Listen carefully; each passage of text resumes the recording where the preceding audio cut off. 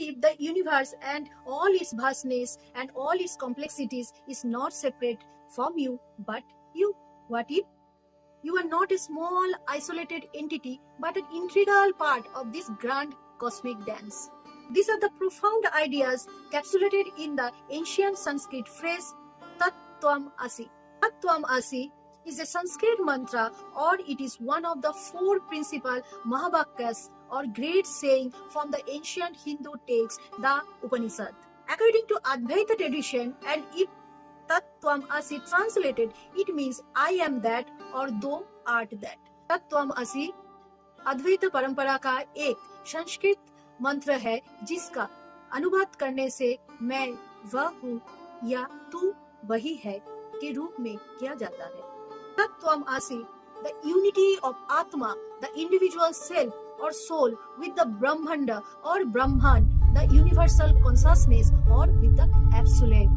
To recite Tatvam Asi is to recognize the Brahman and Atma are one.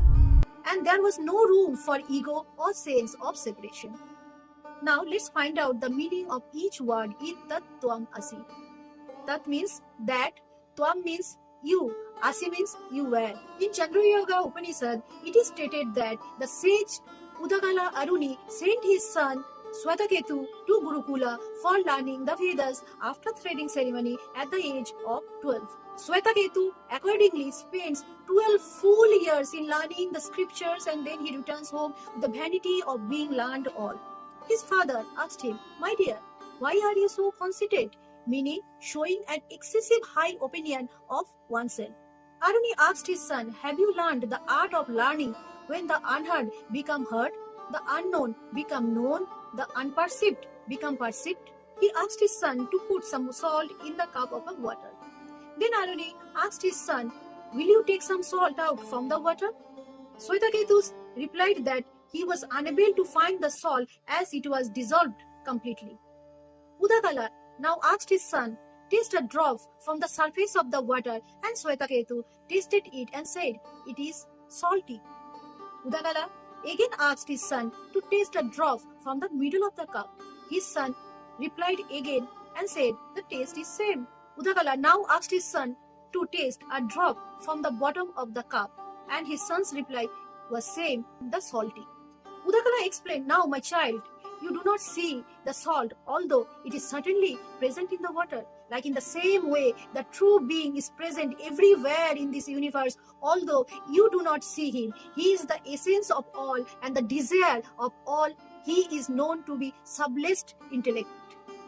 It encourages us to dissolve the illusion of separateness and the experience the unity of existence. Let's simplify it. It means you are not separate from the universe, but you are the universe experiencing itself. You are both the creator and the creation. You are the observer and the observed. You are the dancer and the dance. In this notion, there is no division between the self and the world, between the individual and the divine.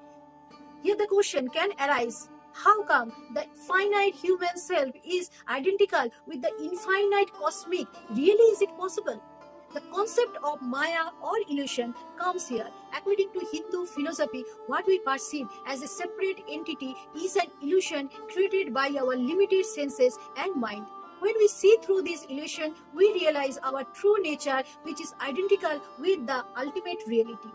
So, Tatvam Asi is not just a philosophical statement but a real call to self-realization. It encourages us to look beyond our limited self-identity and recognize our true infinite nature. So next time when you gaze at the stars, remember Tatvam Asi, and you are not a tiny specks in the universe but the universe itself experiencing itself too. You are that.